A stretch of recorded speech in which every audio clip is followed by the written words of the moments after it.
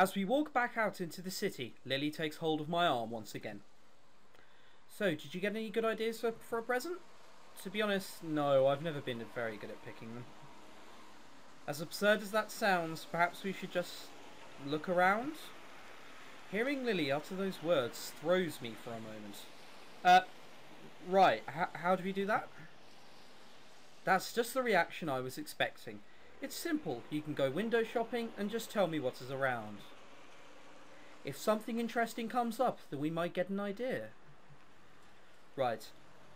I'm still not so sure of this, but I'll take your word for it. I think we'll manage. My sister, Hanako, and I managed to do it well enough.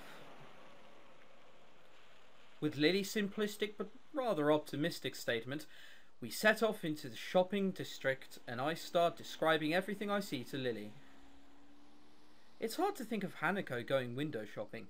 She doesn't feel like the kind of type that placed too much stock in fashion, nor have I noticed her reading magazines or the like. In fact, all I think I've ever seen her do as a hobby is read books. There's a housewares shop just ahead. Looks like it's mostly crockery though. I can't think that she'd have much of a need for that, and what type of message would that send to her? Cook more food? That's not such a bad idea, maybe? Sometimes it's best to leave these things alone, Hisao. Once again, I get the feeling that Hanako's exploits in the kitchen aren't always successful. Lily must have had to help her with that sometimes. Let's see, next along is a bookshop. That seems like a good one. She's always reading. Yeah, but there are a few problems with books. I'm not quite sure what she has and hasn't read. What about a gift card then? There's nothing as impersonal as giving someone a gift card. It's like saying, I don't know enough about you to work out what you'd like. It's what I do to Christmas to someone every year. It makes me sound like a bad person. I always thought of it as making sure they got what they wanted. Giving people gifts is supposed to show them the level of affection you have for them. If you can't decide on a simple gift for them, then how much do you think of them? Right, no gift cards. Lily seems overly passionate about this, but I can see her point. If you're going to get something for someone, then you should put at least some thought into it. If I want to get something for Hanako that reminds her of us every day, then what good is a gift card? In that case, what did you get Hanako last year? A porcelain doll.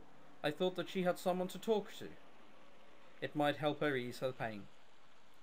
A doll isn't ever going to criticize her after all. So, should I be looking for a doll shop? If you could be so kind to look out for one, I would be grateful. Sounds good to me. I wish you'd mentioned it earlier. But if I did that, then you wouldn't have had started thinking for yourself, would you? Once again, Lily has a point. My brain is currently analysing every store we pass for gift options. If Lily had mentioned a doll shop to begin with, I wouldn't have thought of anything else. We wander through the city streets, but seem unable to find anything that resembles a doll shop. Or anything that I consider a fitting present. The simple act of searching is starting to clear my head. The events of last week are starting to fade away, and I'm looking forward to giving Hanako her gift. If I can find one, that is. This is hopeless. I thought we'd be able to find something in the city for sure. I'm sure we've walked down this street at least once before. That almost sounds like you're giving up, Hisao. I'm not, but it's a lot harder than I thought. Try not to be so restricted in your thinking. Maybe we should actually go into some shops and have a look around. That might work. I've never really been any good at window shopping. Lily and I circle around the city streets once more, this time popping into stores that catch our attention. In the end, though, nothing comes up as especially appropriate. Hanako's tastes are often quite hard to pin down at the best of times, thanks to her intensely private nature. And those tastes we do know are hard to accommodate. Oh, she likes tea and chess. I mean, maybe take a break for a moment. I'm a bit exhausted. I agree and leave Lily to rest against a railing while I go to get a couple drinks for a nearby vending machine. After walking up to the vending machine and grabbing myself some lemonade, I find myself at a bit of a loss. Not really knowing Lily's taste, I decide to take a guess and grab something that seems a little girly, but not too weird. Strawberry flavoured milk. I would throw that back in her face if whoever got me that. Back! I walk up to her and place the carton in her outstretched hands, making sure she has a grip on it before letting go. She feels out its contours before opening it and taking a very tentative sip, her approving smile afterwards telling me I made the right choice. We both rest and have a quiet drink for a few moments. A familiar soft ringing begins to sound from Lily's side. She quickly apologises as her hand goes into her pocket, pulling out her mobile phone. Do you mind if I take this? It's fine, don't worry. She nods to me in thanks before turning away and flipping her phone open, bringing it to the side of her face as she picks up the call. Going by the tone of Lily's voice, the person on the other end is no doubt some friend or another. I tune out their conversation pretty quickly, as the snippets that Lily says make it sound like little more than gossip. Without much else to do, I find myself watching Lily. She really is a pretty girl, which would hardly hurt her popularity in school. It's just interesting just how much Hanako and Lily contrast with each other, in both personality and appearance. For a few moments, I lean back and drink, watching her. Before long, Lily says her goodbyes to the person she's talking to and hangs up, placing her phone back in her pocket and leaning back against the railing as before. Sorry, just a friend from class. I take one final swig from my can before throwing it into the bin. Lily gives me her carton to throw away soon after, finishing it off relatively quickly. You seem to have a lot of friends. Oh? Lily waits for me to continue, her interest piqued. I was just thinking that you and Hanako contrast really heavily. It's hard to imagine Hanako doing a lot of things you do, or knowing the people you know. You seem to think about Hanako quite a bit. I don't know, it's just... she's mysterious, I guess. I kind of want to know more about her, which isn't that easy. It almost sounds like you're doubting your relationship to her. I don't think it's just that. I just want to do more for her, being a friend and all. I don't even really know how she sees me. The statement seems to interest Lily quite a bit. I wonder if Hanako said anything about me to Lily during their conversations. I'm about to ask what's on her mind as she picks herself up from the railing. Shall we be off then? Her voice and expression show that she's playing games with me. Lily knows damn well that she's leaving me hanging. With a sigh, I pick myself up off the railing as well and have a brief look around. We have stuff to do, so I'll try to get back to her about this later. Tucked in between a newsstand and a convenience store is a small shop. The sign above the door reads Othello's Antiques in decorative English script. It would be easy to miss if we were walking along the street, but since we're stationary and I'm purposefully looking around, it's just noticeable. Say Lily, that doll you got Hanako, was it new? Well, yes, but I'm not quite sure I know what you mean. I think I found our shop. It's across the road. Oh, what is it? Some kind of toy shop? It's an antique shop. I think it's probably going to be our best bet. Really? I didn't even know we had one of those near here. Neither did I. I missed it the first time we went by here. It's pretty well hidden. Well then, it can't hurt to check. Inspired by this new find, we quickly dust ourselves off and head towards the store, Lily's hand finding its way to my elbow for guidance. The store has a strange musky scent to it. The layout is more like a garage than a store. Things are strewn across the floor without any immediate semblance of order. The shopkeeper gave us almost a bored look through his particularly small eyes. His face looks wary and his dress style is distinctly anachronistic. Right. He gives us a polite nod of welcome before going back to his book. Lily holds tightly onto my arm, and I find myself having to split my efforts between making sure we don't miss a potential gift for Hanako and making sure Lily doesn't inadvertently bump into anything. The task is quite difficult given that the haphazard way the store is laid out, and the many things poking out of the shelves they're on or sitting on pieces of furniture. But eventually we safely arrive at an old desk covered in dolls and teddy bears. I think this is the right place. There's pretty much every kind of doll you could imagine here. That should make the choice much simpler. Could you pick one for me, please, Hisao? I had a feeling it would come to this. I picture Hanako in my mind and try to imagine which of the dolls before me would suit her the best. My eyes wander across the collection. Each one is as exquisite as the one before. The sheer number of styles is boggling, but eventually one catches my eye. Here, what about this one? I pick up a small porcelain doll that looks to be at least somewhat affordable, dressed in a Victorian-era green dress and a light brown hat, sitting atop its blonde hair. It looks a little like Lily. I gently pass it to her, who delicately feels her way around the objects while wearing a look of slight concentration. It certainly feels beautiful. Do you think it would suit Hanako in your opinion? I think it would. It could look good in her room. In that case, I'll trust your judgment. Will you be getting her something as well, or shall this be a shared gift? I'm not sure, but I think I should get her something myself. But I don't think getting her another doll is such a great idea. Maybe. I let my voice trail off as I look around the shop. Resting on a writing table not far from us, and is a decorative box that catches my eye. Wait here, I think I found something. My, that was fast. I gingerly walk through a collection of crystal glassware and pick up the box. The wooden sides are covered in carvings depicting ancient battles around a castle. The top, however, looks too familiar. Alternating squares of white and black varnished wood are arranged on the lid. That's a really nice item. It's a chess set from overseas. The store's owner's sudden appearance startles me a little. I didn't see him approaching at all. I suppose he's trying to help us because we don't really look like we know what we're looking for. Or on the other hand, maybe he wants to keep an eye on us because he suspects we might shoplift instead. I'm looking for a present for a friend. I see that. In that case, this chess set would make a fine choice. I get a feeling this is the kind of person who'd agree no matter what I do. Realization floods into my mind. This is a pretty good looking chess set, but this is an antique shop. They're not well known for their bargain prices. How old is this? This is a reproduction. My best estimate is it's about 5 years old. Too old at all. I see. How much? He thinks a little before telling me, which is slightly disconcerting. I'll let you take this now for 7,000 yen. I balk a little. I wasn't expecting to spend that much, but this does seem perfect. Then again, maybe it's a testament to how well he worked out how much he could make me pay. Can you make it 5,000? 550, no lower. I'm sold. Oh, we'd also like to get that doll? The store owner looks over my shoulder, focusing on Lily and the doll in her hands. His eyes narrow and he visibly takes a moment to switch mental gears. In the process, his smile drops slightly.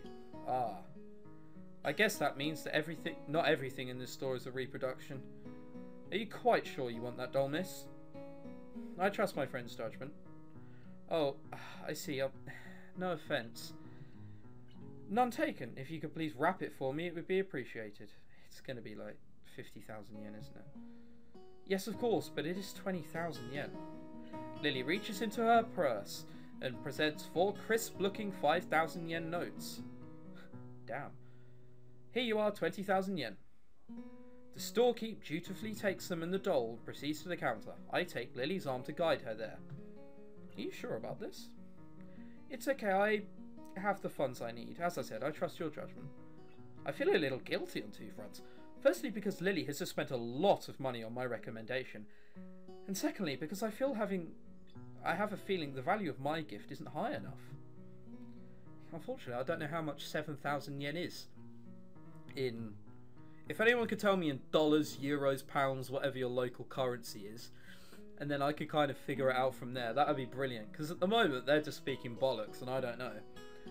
Nevertheless, Lily does seem somewhat awkward whenever the mention of money comes about. I hand the shopkeeper my present and the money for it in turn. He puts the cash into the register before busying himself with wrapping the doll and repeating the process on the chessboard. Eventually, he finishes the gift wrapping and hands us both our presents. Please be careful on your way back, and do come again. Thanks. Indeed, thank you very much. The store owner bows deeply to us as we leave. Well, it did take us all day, but we found something in the end. That we did. Now that the presents are wrapped, I'm feeling a little impatient to give them to Hanako. It's a common reaction to buying gifts, wanting to see the reaction of the receiver as they discover what it is. And part of me wants to return to Hanako, just to confirm her condition with my own eyes. So, should we head back? Let's. We've done a lot of walking today, so I shan't mind taking a rest back at the dormitories. Lily's right. Now that the need to find a shop is over, my legs are feeling quite tired. Well then, back to school for us. I'm looking forward to resting a little for a bit too. Lily holds out her arm, and I link mine with hers. Together we make our way back to the bus stop. Mewtwo reads equations and formulas to us one by one in his usual unenthusiastic monotone, directly from the book. It's possible that he might be excited about what he teaches us. Sometimes he can display an awkward spark of passion for it, as if he's starting to get into the material. Most days, however, are like this one. What we're covering is fairly simple, so I find it increasingly difficult to keep my concentration on him. It's not too long until my legs begin aching again, which only makes it even harder. I'm almost starting to regret walking around the city yesterday with Lily. Since leaving the hospital, I've done very little physical exertion. Walking to and from the local corner store hardly counts. Despite Emmy's attempts when I first arrived in Yamaku, I've largely given up on the idea of ever returning to my old level of fitness. I have little doubt that's why walking around town for so many hours has made me quite sore. It's depressing, and it reminds me of one more thing I can't do since I had my heart attack. It makes me feel pathetic. Now, Ikazawa? It's odd for Mewtwo to ask for Hanako a question, but not unheard of. She quickly jumps to her feet, a little startled, and immediately pins her eyes onto him. She knows that Mewtwo is calling on her is rare, so all eyes in the classroom are going to be on her. She doesn't run the risk of making eye contact with anyone else. Yes? In this particular example of redox reaction, the combustion of methane reaction actually produces one more product than is listed. That product is? Even though it's a softball question, she timidly waits a bit before answering, biting down slightly on her lower lip as if to keep her concentration. Heat? Well done. This is an exothermic reaction, with the reaction giving more heat than it is put into it. Receiving a nod from Mewtwo, Hanako takes her seat once again and gives a relieved sigh. A shaky start, but it's something. It'll be nice to take her out for her birthday, somewhere different from the usual isolation of her own room and the tea room. With the progress she's made up until now, I don't think she'll have much of a problem going to the city. She probably will, won't she? Right then, for the remainder of this class, I'd like you to work in groups of 3 or 4 on the problems in Chapter 12. I'll be here if you need me. Mewtwo sits down behind his desk, pulls some loose sheets out of a folder, and starts on some kind of paperwork of his own. I thought teachers were supposed to do that kind of thing after class, not during it. Regardless, I look to my right to pick out someone to form a group with. Given the 2 smiling faces hovering near mine, I don't think I'm going to get much say in the matter. I suppose we have a group then. Hick-chan, you want to work together? Okay, that's great. It's really been a while. The class begins the process of noisily shuffling around the desks, with Shizune doing the same as she puts hers in front of mine. She's a little lucky not to be able to hear the din of the classroom, which is loud enough to cause some discomfort. Truth be told, working with Shizune and Misha is probably a good outcome. Shizune and I are pretty good at this subject, and Misha has really nice handwriting. Ouch, burn. As I look to Misha, I notice a tall figure behind her. The shadow catches Misha's attention as well, and she turns to face a dark-haired observer. Good afternoon, Hanako. Hello. Shizune finally notices Hanako after looking up and following the gazes of Misha and I. In quick measure, she taps Misha on the shoulder to get her attention before signing away. Shik-chan says if you're looking for a group, you can join ours.